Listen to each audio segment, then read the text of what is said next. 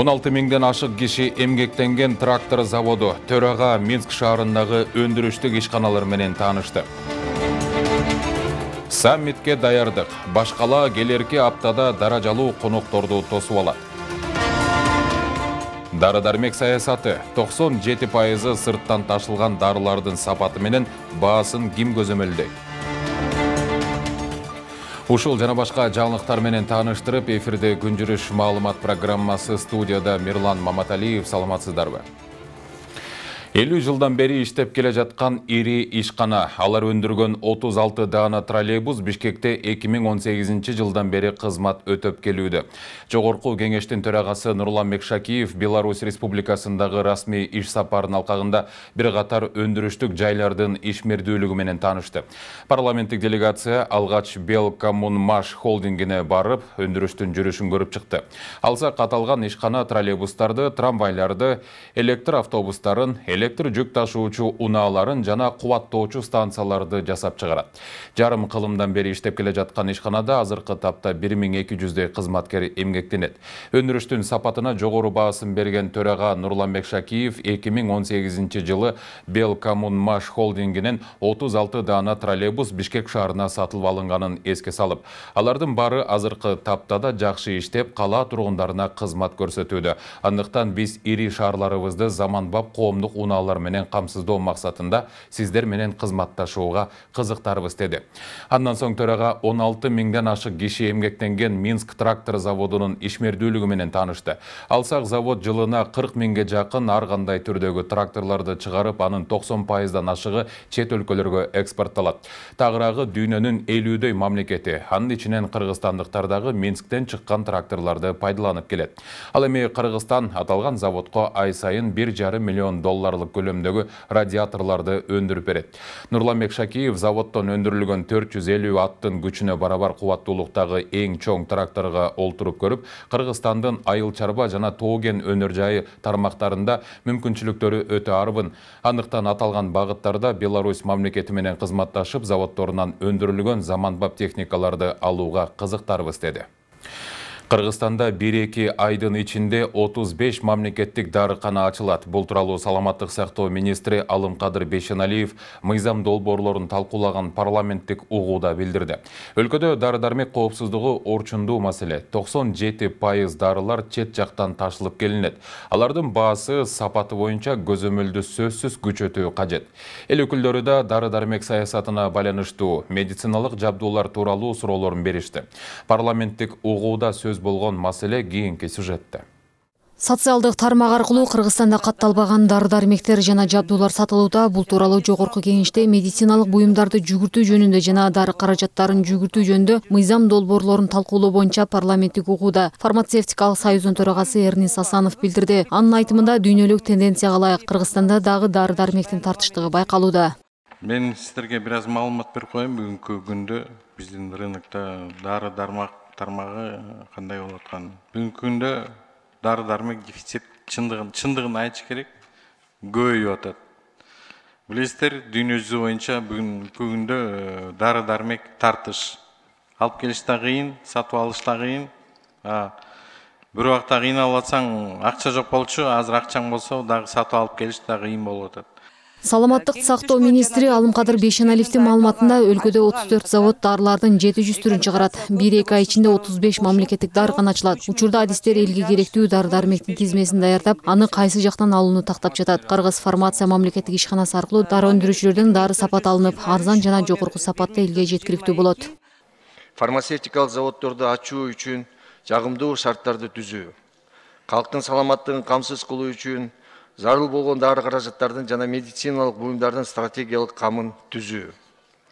Көрсөтүлгөн тапшырмалар президенттин Кыргыз Республикасынын 26-жылга чейин өнүктүрүүнүн улуттук программасы жөнүндө жана Кыргыз Республикасына саламаттык сактоо тармагында өнүктүрүү жана калктын жашоо сапатын жана ден соолугун жакшыртуу боюнча шашылыш чаралар жөнүндө жарлыктарында ошондой эле өкмөттүн дени сак кадам өнүккөн өлкө программасында аныкталган. Фармацевтикалык бирикменин төрагасынын сунушу боюнча дары-дармектерди улуттук каттоону калтырып, ар бир мамлекет өз коопсуздугун камсыздашы керек. Эгер бар официалдуу түрдө келсе, лабораториядан тастыктоо өтсө, анан кийин биз жок дегенде коопсуз болобуз да, эмне дары ичип атканыбызды. Азыр бүгүнкү күндө дары жок, кээде былтыр эмне болду, морфин жок. Мына Алымкадыр Бишенович менен Савринович менен сүйлөшөт, 3-4 күндүн ичинде спецпереченге киргизип бердиңиз. 3 ай 4 айга чейин морфин жок отуруп калдык. Ал эми гепатитке каршы күрөшүү коомунун төрайымы Анипа Надирова мамлекеттик угууда вирустук гепатитке каршы күрөштү каржылоо токтотулушу мүмкүн экенин билдирди. Анын айтымында 2022-жылы вирустук гепатит менен күрөшүү программасы иштелип чыгып, каражат бөлүнгөн. Бирок мындай колдоо токтобошу керек. Надирова дары-дармекке 240 миллион сом бөлүп берүүнү суранды. Кыргызский фонд бар. Вот.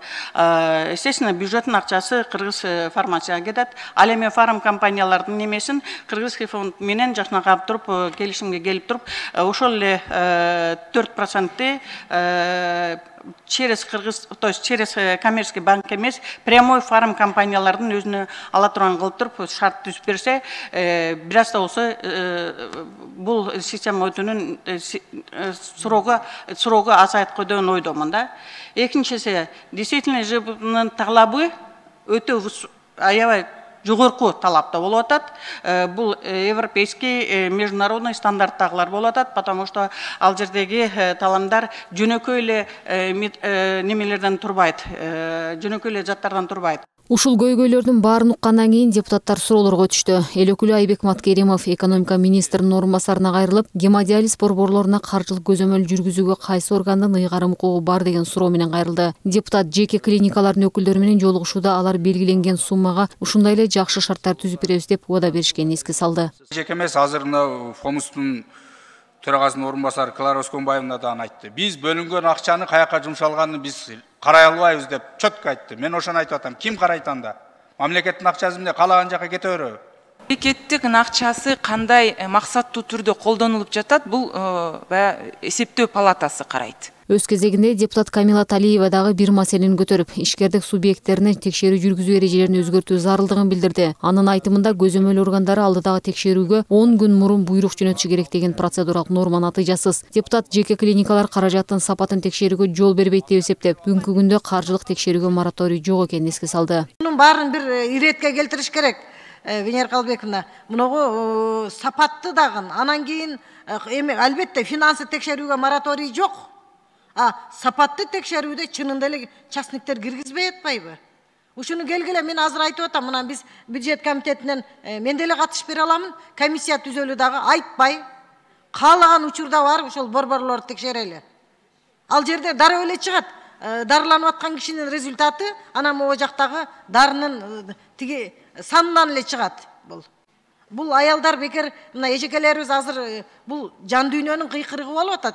Муну биз туура түшүнөлү. Бүгүнкү парламенттик угууда саламаттык сактоо министрлигиндеги кадр маселеси да талкууланды. Башкармалыктын башчысы депутаттарга жаңы орун басарларын тааныштырды. Парламенттик угуунун жыйынтыгы боюнча катышуучулардын сын пикирлерин эске алуу менен бир катар сунуштар киргизилмек болду. Шекер Сатыбалдиева, Бакыт Кулчуманов, Нью ТВ. Догдуркүл Кендирбаева билим берүү жана илим министри болуп дайындалды. Тиешелүү жарлыкка мамлекет башчысы Садыр Жапаров кол койгонун президенттин администрациясынын маалыматтык саясат бөлүмү билдирди. Догдуркүл Кендирбаеваны президент 28 сентябрда билим берүү жана илим министринин милдетин аткаруучу кылып дайындап, министр кызматына бекитүүгө макулдук алуу үчүн жогорку кеңешке жөнөткөн. Парламент 5 октябрда өткөн жалпы жыйынында талапкерди дайындоо сунушун колдоп беришкен.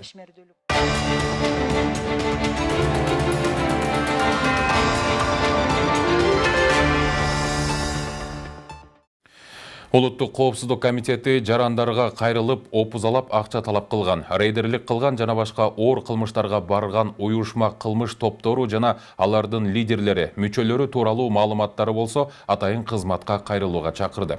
Учурда коопсуздук органдары уюшкан кылмыштуулукка каршы активдүү иш алып барып жатат. Мамлекеттин коопсуздугун камсыз кылуу, жарандардын, инвесторлордун жана бизнес коомчулуктун укуктарын, кызыкчылыктарын коргоо, инвестициялык климатты чыңдоо максатында УКМК кылмыштуулукту жоюуга өзгөчө көңүл бурат.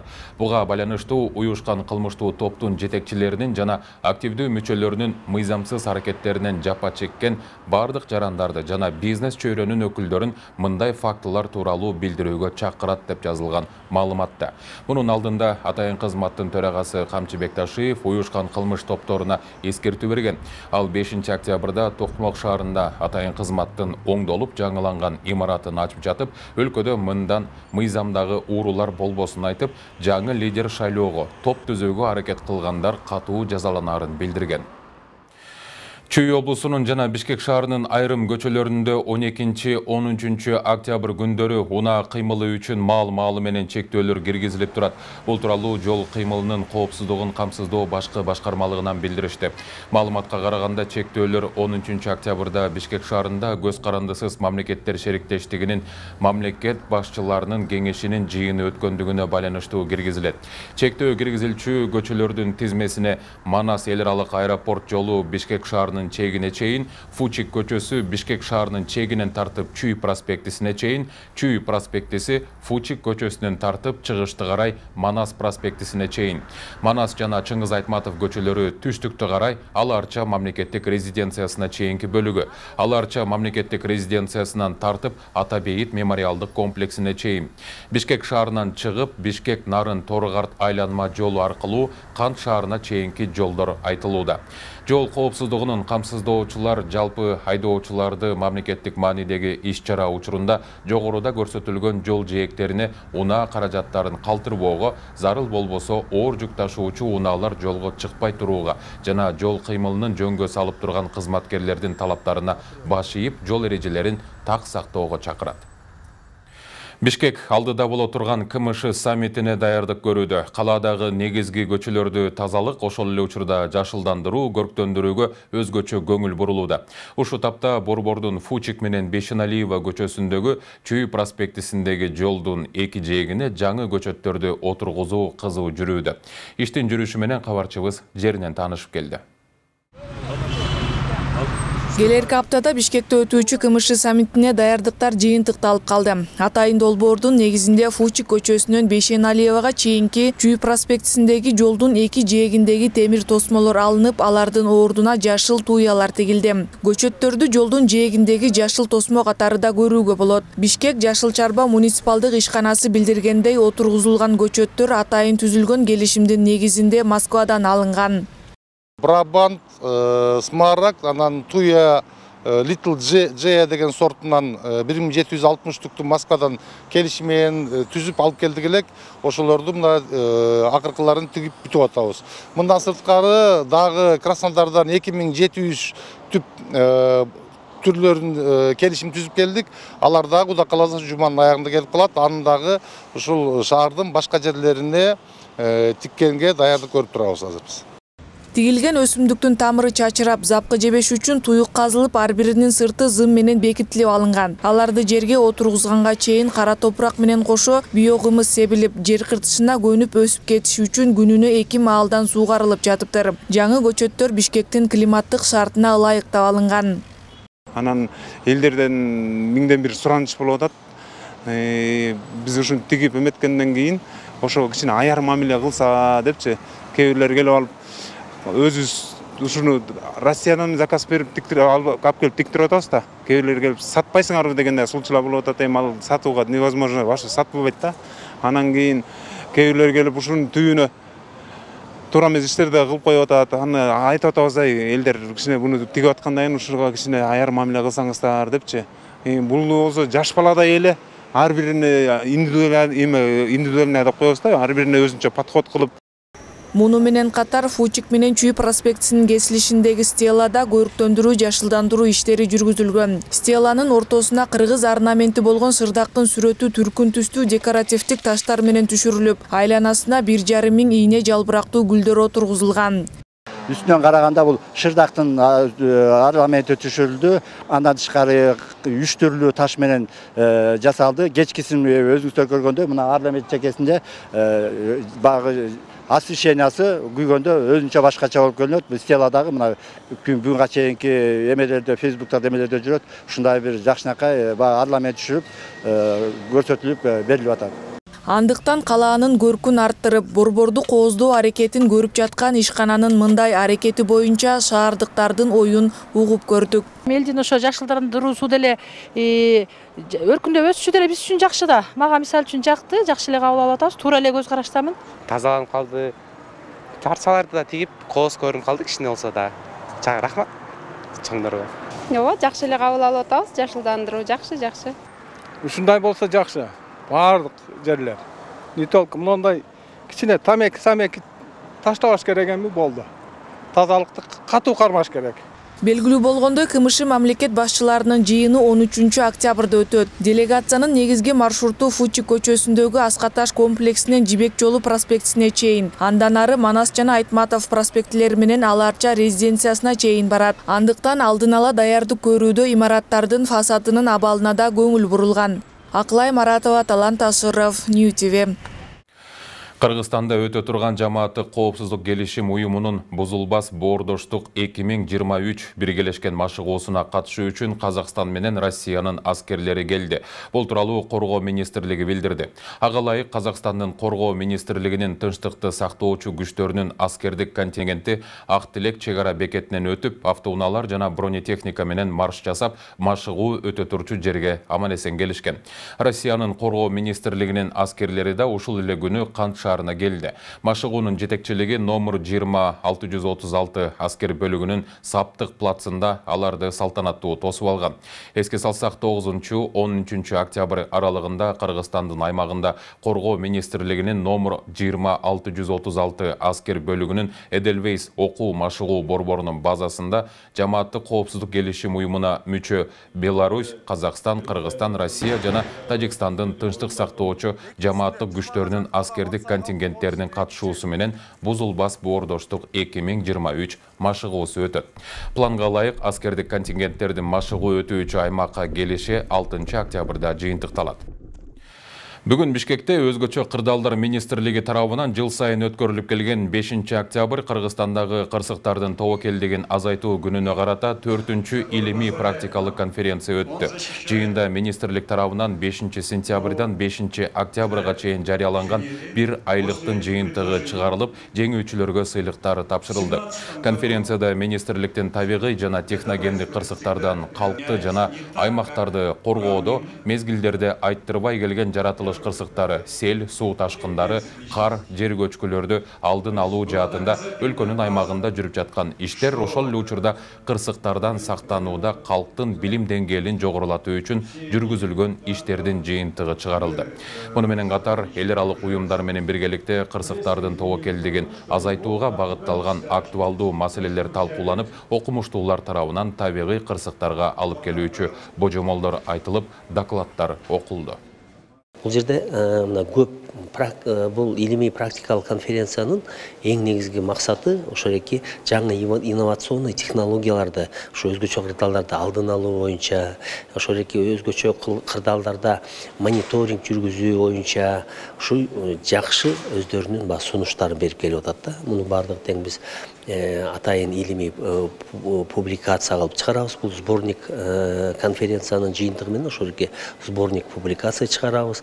Ошонун жыйынтыгында анан биз тиешелүү багы жакшы инновациялык сунуштарды көңүл буруп, ошону багы биз иш жүзүнө ашырууга далалат кылабыз. Кыргызстандык балбан Айпери Медет кызы Кытайда өтүп жаткан Азия оюндарында алтын утту. Ал 6 октябрда кыз келиндер арасындагы эркин күрөш боюнча мелдеште 76 килограммга чейинки салмакта атаандашы казакстандык Жамиля Бакбергенованы 7-4 эсебинде утуп, Азия оюндарынын чемпиону болду. Айпери Медет кызы 8-1 финалда кытайлык атаандашын жеңип, андан соң вьетнамдыкты мөөнөтүнөн мурда уткан. Жарым финалдык беттеште тайвандык атаандашын 8-0 эсебинде жеңген. Бул медаль Кыргызстан үчүн быйылкы Азия оюндарында 13-чү медаль болду. Өлкөнүн куржунунда 4 алтын, 2 күмүш жана 7 коло бар. Кытайдын Ханчжоу шаарында 45 өлкөнүн катышуусунда 19-чу жайкы Азия оюндары өтүп жатат. Ага Кыргызстандан 160 спортчу спорттун 23 түрү боюнча катышууда. 24 сентябрда башталган Азия оюндары 8 октябрда аяктайт. Ушуну менен берүүбүздү жыйынтыктайбыз. Алдыдагы эс алуу күнүңүздөр көңүлдүү улансын. Саламатта туруңуздар.